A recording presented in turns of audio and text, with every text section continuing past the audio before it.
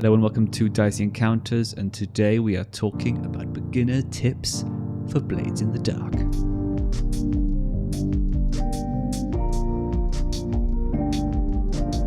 So before we kick off, let's talk about what this video is and who is it for. So what this video is, it is the first episode in a series of videos that I shall be doing, basically trying to help people get into Blades in the Dark. And who is it for? Well, it's for people who want to play the game, think it sounds really awesome, but don't quite know where to start. And I have some experience with this because I backed the game on Kickstarter. I've had it on my shelf for about 5 years and I never played it.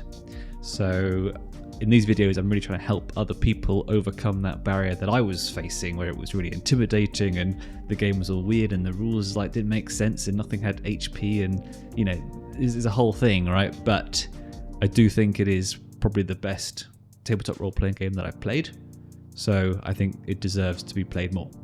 So what is my first tip for beginners for playing Blades in the Dark that deserves to have a whole video just to itself?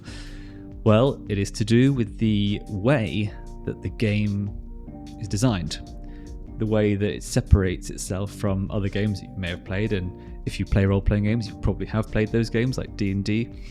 And in games like Blade in the Dark, the big difference is the one big change that I want you to go away and acknowledge and keep in mind when playing Blades in the Dark, because otherwise it won't be any fun at all, is that Blades in the Dark is a narratively focused game. So what do I mean by that?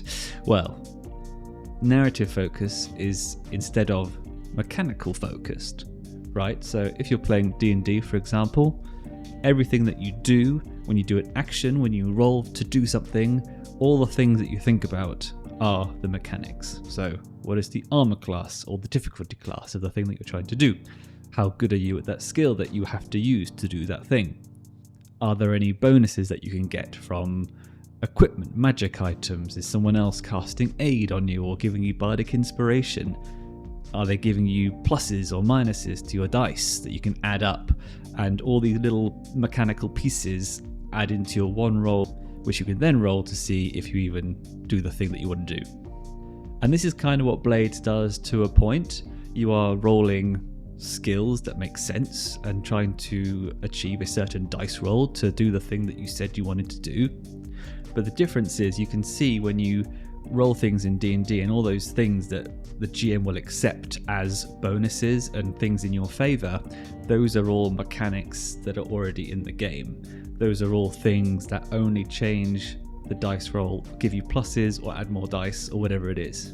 In Blades in the Dark, what you do is you look at the narrative, right? It's narratively led, not mechanics led. So you look at the position that you are in. Are you in a controlled position? Are you in any danger? Are you in a risky situation? Is it a desperate situation? Are the stakes really high if you fail? Blades also takes into consideration the effect that the thing will have. So yes, maybe you succeed, but the outcome is less than a full success than what you wanted. And it is totally within the player's power to say to the GM, well, I think I should get a better position because of XYZ. I think I should get better effect because of XYZ. And yes, there are mechanics that you can leverage to do that and other players can help, but you have to also explain why you're helping. A great example is how in D&D, if you want to stab someone who is asleep, then you still have to roll to attack, and you may have mechanics that allow you to get a better roll because they are unconscious and they're lying down and all of this. But at the end of the day, if you can't get a bigger damage number than their total HP number, then you are not able to kill that person while they're sleeping. Whereas in Blades in the Dark, if one of my players was like, I'm just going to stab this person who's asleep, what in the fiction could you say means that they aren't able to do that? And why is this the number one sort of beginner tip? And what even is the tip actually? Well, this can take a lot of getting used to. And if you think about Blades in this way, if you think about the fictional positioning, if you will, of your character who is in the world and the enemies are over there and you're here, and that allows you to be able to think of the narrative first. I'm able to take out these enemies because fictionally, I should be able to do that, as opposed to looking at the character sheet and saying, well, I got a multi-attack, so I can attack them both at the same time, and that means that I can attack, but there's another one, so I have to see if I can do an extra move and a bonus action, and I might not even be able to do enough damage to even kill them. And for the GMs as well, it's also quite a challenge. It's a fun challenge, but you will definitely be heatedly discussing many of these situations with your players. If the players are really trying to push that in their head, the fiction is that they are in a better position, you are really going to have that conversation, and nothing is necessarily set in stone.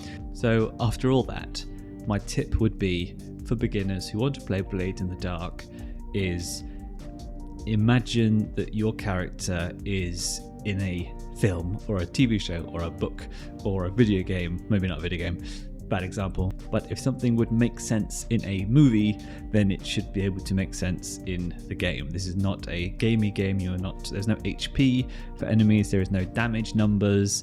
If you are going to fight someone, you roll a skirmish, and if you roll a 4 or higher, you succeed and you beat up the guy.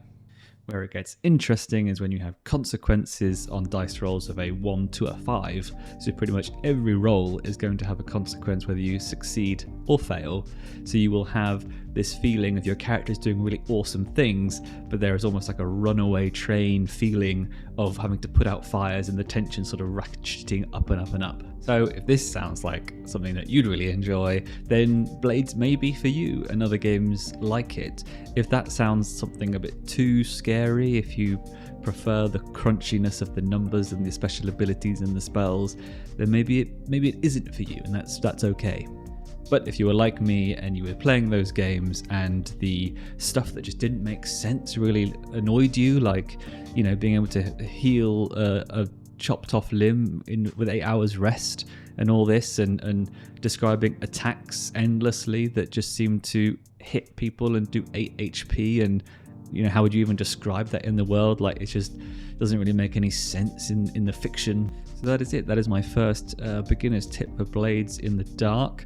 Let me know if you've played it, if you agree, or you think that I'm talking a load of baloney. The next tips video will be out soon. I'll be discussing another topic for Blades in the Dark, and it won't be as important, as critical as this one. But I want to talk about all the things that make Blades very different, that also could be quite hard to get your head wrapped around, and then hopefully with added context you'll be able to go in and play those first few sessions. So that is it for today. I will catch you next time. Until then.